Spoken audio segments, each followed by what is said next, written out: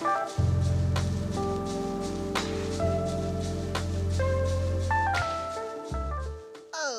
snap. Snap turtles. Hold on. Let me see this one. There we are. Hi, everybody. Welcome, welcome on in. If you're watching this live, welcome, welcome back. If you're watching this as a video for the second time, and welcome, welcome. Where were you the first time? If you're watching this as a video for the first time but not watching it live, I cannot make it more clear than that. Hello, I'm Mike. I'm one half the Brother Smurf. We're going to be taking a look real quick, and I say unboxing, but I'll be honest with you. I've unboxed this already because I recorded a whole thing, and I was unboxing it, and then my audio wasn't working. So I was like, well, I might as well sort of organize it and kind of treat this as like an unboxing slash, like, you know, first look situation at Scholars of the South Tigris. I see Shem here in the chat as well. If you're watching this later, you can turn on the live chat so you can see what I'm referencing and stuff. I'll do my best to read things out. And Shem, as I'm dropping stuff, if I'm wrong about anything, because I've read the rule book and everything, but I have not played this game yet, so I certainly am not an expert on all fronts. Holler at me in chat. Let me know. But we're going to go into what's in this box. I'm so excited. Wayfarers of the South Tigris. For my money, it just might be my favorite of y'all's games. And so now the follow-up, you know, I'm like, hey, you know, how do I not get excited? Especially about games that are all about the pursuit of knowledge, which we're here in Scholars. We're trying to like translate text and things and get them into Arabic, which I think is a really interesting way to, you know, sequence actions and things from A, B, and C to D. I think the idea of like using translators and working through language is just really interesting and neat. So, Shem's talking about it's hot down in New Zealand today. Well, you know, welcome to summer. It's, you know, you're in it now. So let's take a look at what we got in here. We got the box. Now, one thing I'll say about this is a pre-release copy. There's going to be a campaign on March 7th for the Kickstarter for this, which Garfield Games always treats as basically a pre-order. There's not a whole bunch of highfalutin stretch goals and things like that. It's pretty much a, hey, do you want to get the game for kind of, you know, way I understand it, sort of like as cheap as possible and kind of be some of the first people to get it, great. If you rather wait until retail, you're not going to wait very long either, and the games arrive on time and in good fashion. And so this copy and every copy when we've done content for Garfield Games, this copy is always like really put together and in my eyes perfect. Like I don't know or notice any flaws with this, but just know that this isn't a final copy. So in theory, things could change, although I've never really seen that happen. So just want to put that out there just in case. If you see this video and you get something later, you're like, but it looks slightly different, that might be why. All right, so let's pop the cover off of this. I like that we're going with the kind of yellow motif for the South Tigris series. Super excited. So just in the box here, I'm actually going to put this cover on a chair because I have my dogs with me, and Mary decided again to start chewing up game pieces if they're on the ground. She picks them out of the boxes ever so ninja-like and then tears them up. So right here we have a board. This is a player board that's for the solo play. So you have a whole kind of dashboard. Garfield Games always makes really interesting solo experiences. So this right here is specifically for the solo player as you go against them. So I'm really excited to try that out. Now what we have here are our player dashboards, your little player boards and stuff for everyone that's just playing the game in a normal multiplayer. Let's see if I can get my little punch in. Crack-a-lackin' right here. Just ever so slightly. Kabam! There we go. So I got a little player board and stuff. You're going to be playing cards to these player boards. This card right here is kind of, will give you some initial resources to become a player aid. Then over here is a little goal card, which can become an additional little action slot. So you're going to be playing out cards. And you'll be tucking some stuff underneath your board translators as they retire. So you'll kind of, every time you use this action slot, you'll get kind of more and more bonuses along the way and stuff, which is super duper cool. So we'll get those out of the way. So like I said, I have opened this already and sort of organized it because my first go around where I cracked the shrink and everything is just a bunch of me going like, and waving my hands and talking emphatically about stuff that I can't even remember because no one ever heard it. So we got the board real quick. Let's take a look underneath it. We have a bunch of bags for all the 4 player colors because this is a dice bag building game where you're going to be putting dice and pulling them out of your bag. So every player color has a little bag. And then beneath it here, is kind of all of the stuff that's going to come in the game. So one thing that I like to point out that's really cool is like this game uses all these different colored dice, and it actually uses both primary, secondary colors, and then white dice and stuff. So you have kind of your 3 primary colors. The yellows are kind of buried by the red and the blue. You've got a few dice, just a precious few of the secondary colors, orange, purple, and green, that are all 4 through 6s. So they're much more valuable, and they're also translucent, so they look cool and also help to differentiate for color deficient folk between them.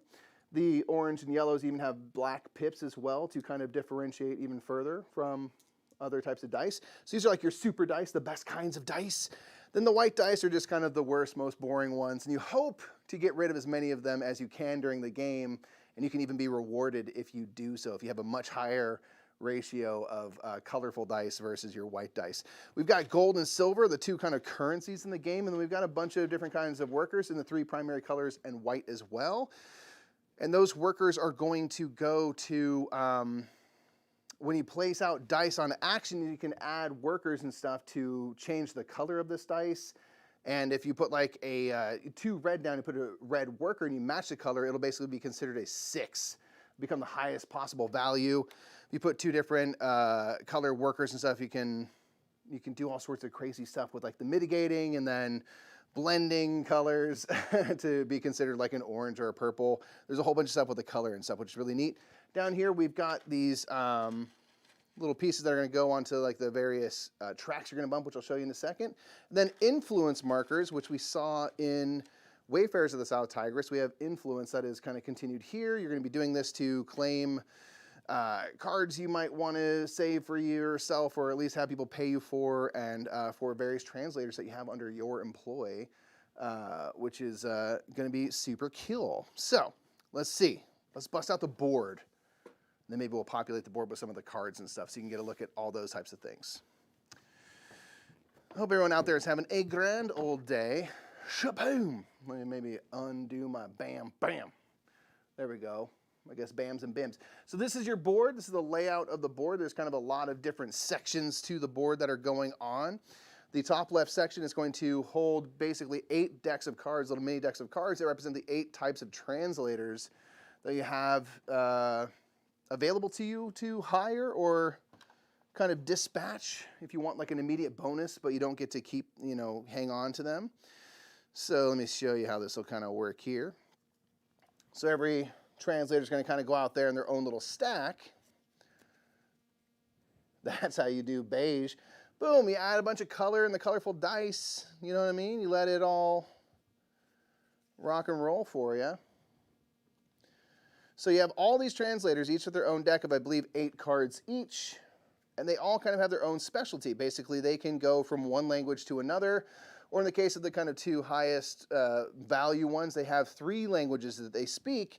And what we're trying to do, when I kind of put them out on the board, you're going to realize there's a bunch of scrolls that might be in Chinese or Hebrew or Greek, and we are trying to get them into Arabic so that we can learn from them and stuff. But if you don't speak the language, the scroll is worthless. So we have to get them into a language we can understand, and we are going to make use of these various translators up the way. Let me see if I can pop back in for you real quick. Kabam! So you can see here, we have this translator speaks Chinese and Greek, Sanskrit and Hebrew, Greek and Syriac, Hebrew and Syriac, Persian and Arabic, Syriac and Arabic, and then Hebrew, Persian, Syriac, and Chinese, Sanskrit, and Greek. And there are different kind of, I guess, tiers, would you say, Shem, away from Arabic. So certain languages that are closer to Arabic, so they're easier to translate over than others. If you go from Chinese, there's a long road linguistically to get back to Arabic. So you have to kind of go through different tiers. You might need to go, from Chinese to Greek, and then Greek, to Arabic from there, depending on, what everyone can speak here. You're going to kind of chain them together. And you can use your translators that you have in employ or your opponents, or there's even some neutral translators that will be out there that you can use. You got to pay silver to someone if you're using their translator. You're handing off the scroll, asking them to do some work. You got to pay them for that work. And then the translators themselves are going to get paid gold. So the translators are going to live down here along the bottom of the board. And above here, there'll be a certain amount of gold that they basically will accumulate every time they're used to translate. You got to pay them a gold specifically. And if they ever hit their mark of 2 or 3 or 1, if they're over here, gold, they're going to retire. So once you go to hire my friend right here, for example, boom, if ever she gets 2 gold on her, and she'll have someone that's employed her, say the purple player has put their influence on, they're the one that put her under her employ. If ever they have 2 gold on them, kaboom, they're going to retire.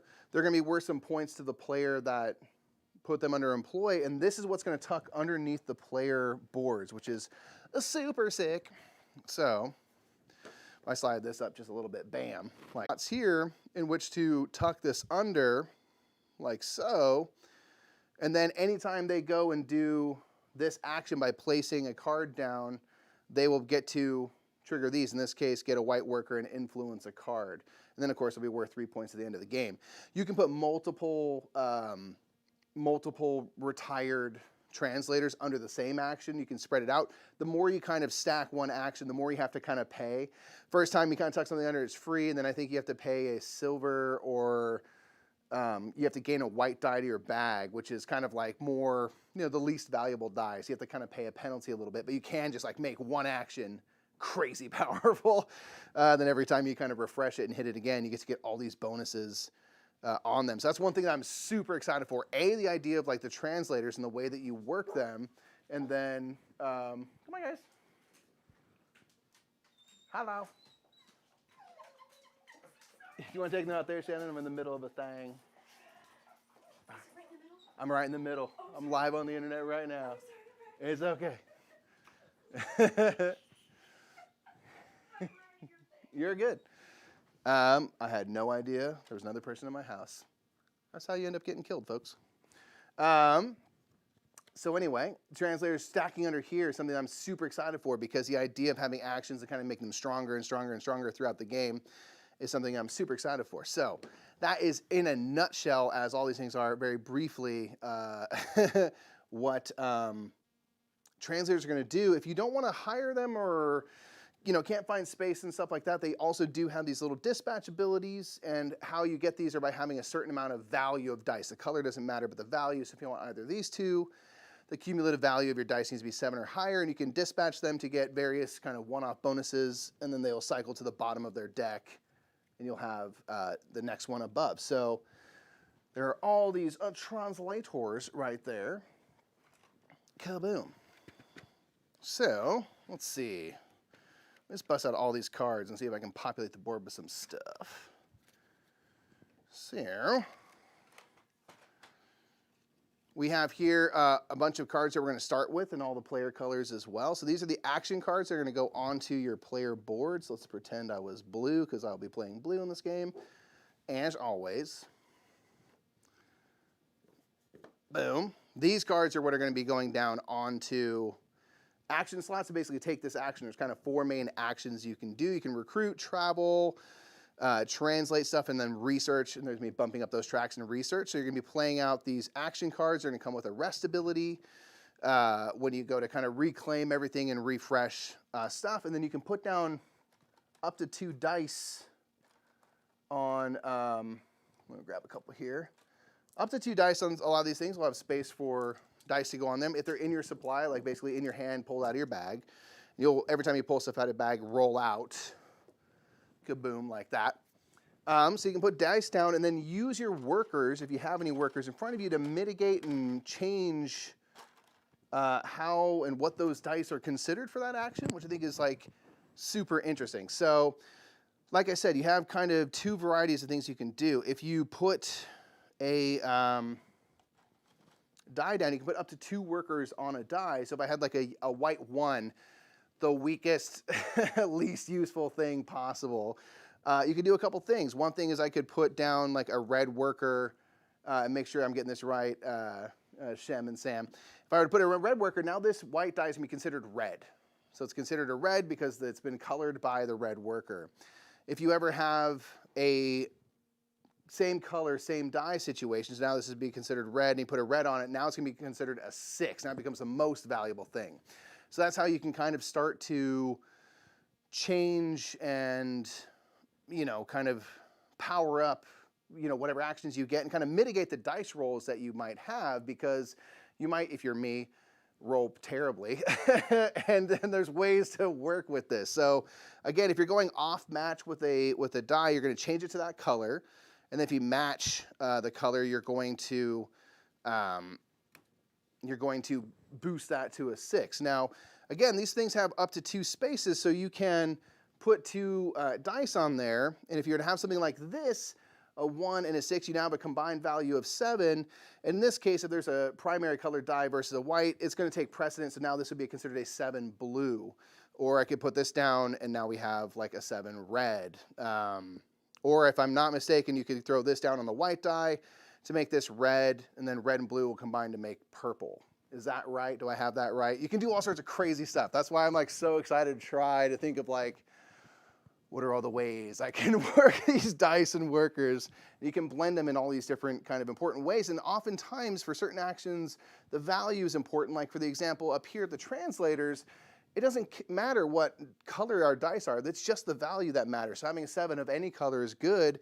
But if I want to do like these research tracks and stuff, I need specific colors to go up the purple track versus red and orange and stuff like that. And then the guilds here, which we're going to be hoping to influence, are only those the secondary colors, I should say, so kind of the most prized possessions of them all. So that, I think, is going to be where a lot of like really crispy decisions are going to come into play, is like, how do you get all these things mixed? So in this case, I put down 2 different colored dice, colored it with a 3rd color worker to get a 7 purple, which is really awesome. If I was doing the research action, so this is like over here, for example, and I got to a 7, then that's going to help me out with bumping up these tracks for less cost and stuff like that, which are going to give me kind of income when I rest, or one-off bonuses as I kind of ascend onto the odd numbers versus even. And then at the end of the game, the further you've kind of ascended on all these tracks, the more points you're going to get. Because if you get to like the level 1, you know, on any and all tracks, it'll be worth 1 point. But if you get up here, you get to 2.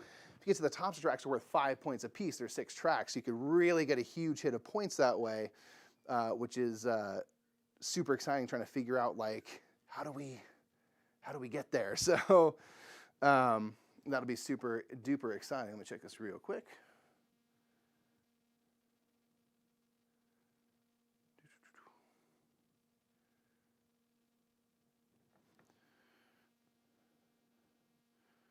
All right.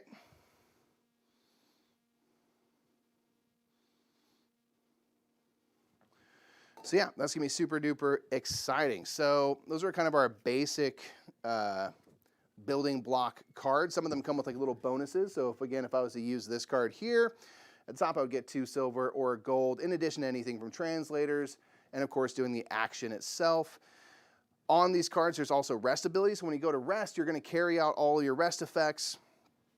Let's say I did like this, and you're gonna do them in order left to right. So kind of figuring out which card to put down in what order, you know, and when to rest and all that are going to be things that are kind of vitally important, because they're going to help you gain income from tracks. In this case, I would gain income from wherever I'm on my purple, which will come from the little even number. So I get some money up on this track, I get some workers from this track, some gold, some silver, and doing influence, and then getting to draw out more cards.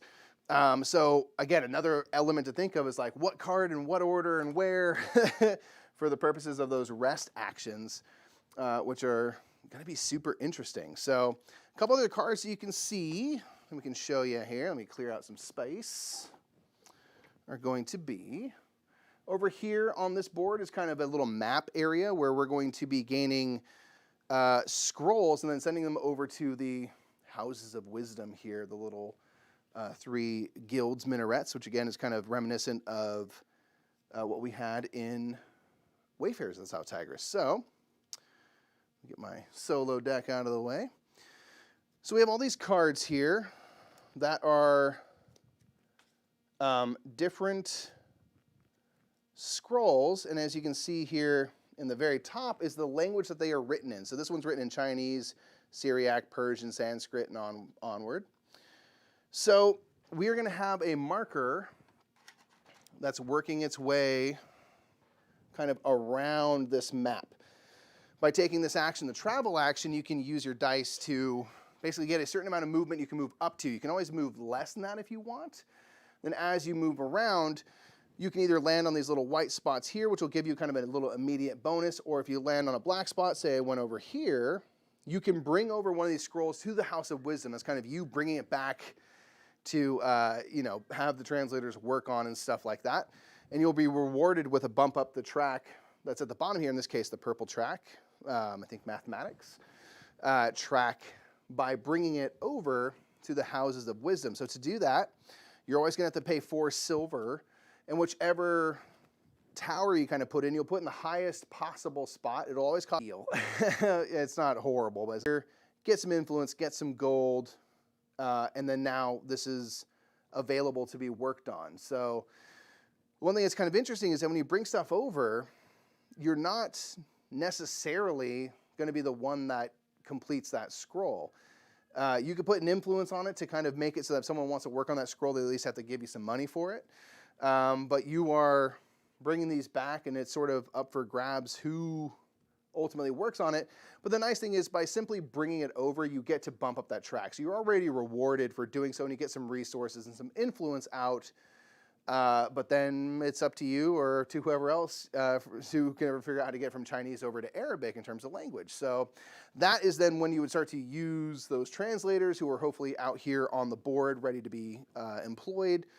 And whoever completes these scrolls will get to collect them. They will sometimes come with like a little immediate bonus. In this case, you get like a purple die, which is, you know, one of the most powerful ones, one of the secondary colored dice to into your supply there, into your bag, I think. You'll also get the bump up the track if you're the one who completes it. So if you get to do both, if you bring it over to the House of Wisdom and complete it, you're going to get to do 2 bumps of that track, which is pretty awesome. And at the end of the game, it'll have a kind of a baseline score, in this case 4 points. It's pretty hard to get it from Chinese over to Arabic. And then you'll have some things to go for, like you'll get a point for every purple die that you have in your employ, and it looks like if you have 4 or more blue dice in your kind of all supply, you'll get 2 points. So those will kind of give you some scoring things to go for. There, you know, if you get a couple different things that will give you bonuses for having those blue dice or whatever, you can kind of stack the abilities that are shown there, which I think is really interesting. So this, I think, will give you a lot of, you know, maybe your focus. Like if I get this one here and I'm going to get bumps for, you know, point bumps for being way high up on the blue track. I've already worked kind of halfway up it. If I can get up to the top, I'm going to get 4 bonus points. Now between the track itself and this card, I got 9 points waiting for me. That to me is going to be the main thing that'll drive your focus, is like which scrolls do you go for. There's a little bit set collection. For every Hebrew and Persian language scroll you have, you get a point. So maybe, you know, really trying to work on those languages. Based on the translators that are available, do I have a quick route for getting those ones translated? Assuming I have the resources for all that stuff. There's going to be a lot, I think, of direction that's going to be given by these scroll cards. Which do you think you can complete? and from there, how do you tailor your focus to maximize those points? What's up, Chris Yee? The other things we're going to have in the game, little player aids for solo, player aids for us, which come with a little rest ability. Down here is a little reminder of the kind of tiers of the languages. So the closest things to Arabic are Persian and Syriac, then Greek and Hebrew, then Chinese and Sanskrit being the furthest away, meaning they're going to have to go through the most kind of steps to get back over to Arabic. Then a reminder of what you can do on a turn. You can either work or rest. When you rest, we do a couple things with the scrolls and stuff like that. That'll kind of progress the game forward. In addition to people just getting scrolls as well. In the scroll deck will be these 4 Caliph cards that are going to trigger the end of the game once there's 4 of them out here. Once there's 4 cards up here in the top right, we'll complete that round. Everyone gets 1 more turn, and then we score up. So we'll do a couple of those things, and then you can work. You can play a card out, play up to 2 dice, up to 2 workers per die to kind of do it, and you'll choose one of the actions based on which slot you kind of put it in on your player board. So, you know, that's the ebb and flow, I think, similar to Wayfarers, of like putting out your stuff, using your resources, doing all those things, resting, kind of recovering, getting your cards back into your hand, refreshing some of those dice in your hand, stuff like that, and then hit it again. So that is just kind of a brief look at some of the stuff in this game, everybody. I'm really glad to have Shem and Sam here in chat because they can speak eloquently while I mumble about. So if you're, again, watching this after the fact, turn live chat on because you have the designers of the game talking, waxing poetic about everything that they've created here. So this is one I cannot wait to dig into and see, like, what we do. How do we make magic happen with this stuff? We're each going to have a couple little gold cards, by the way, based on what starting scroll card you get. You'll get a little gold that'll give you a couple things to kind of work toward and unlock in the game, and then once you unlock all 3 parts, you get another card to use, and you open up another action slot to use on your player board. So that's a nice little, you know, give you some opening strategy stuff and all that. Sam, thank you so much, man. I appreciate this. I did an amazing job explaining the game without having played it. Well, y'all write a good rule book, so it makes it easy. So I'm like, I know, like, how the things work. I wouldn't be able to tell you, like, strategically what you should do, but I'm also just not a very good board gamer, so I don't think I could ever produce that very well. But I feel like I can give people the gist, and this is all this was. So there's going to be a lot more content on this one from other people, not just us, but we're going to be doing a couple of live streams coming up. The campaign again is on March 7th that's going to drop. We're going to be doing a playthrough video right here on YouTube that will that'll come out that same week, very likely, maybe the week before the campaign drops. Once the page is followable and all that jazz, we'll have a full playthrough for you to really, you can see this thing kind of in motion, which will be really cool. But for now, that's all I got. March 7th on Kickstarter. Save the date. When you see the page show up on Kickstarter, click notify me on the launch. You're not going to want to miss this one. We honestly can't say enough great stuff about Garfield Games. They deliver their games on time. They are perfect. Like I said, this is, I can't see, like, what would change between now and whatever you get. And here we are. So they're on their stuff, and their games are on Kickstarter and stuff are just pre-orders. And I appreciate that they always say, like, hey, pre-order if you would rather wait for it to hit a store and support that way, go for it. No worries either way. Thank you, everyone, for joining me again. I am Mike. That is just a very brief, rambly overview over kind of the things that I've gathered from reading the rulebook so far. So thanks so much, everybody. I will see you all in the next one. Stay excellent to each other. And once I can find my mouse, I will say goodbye.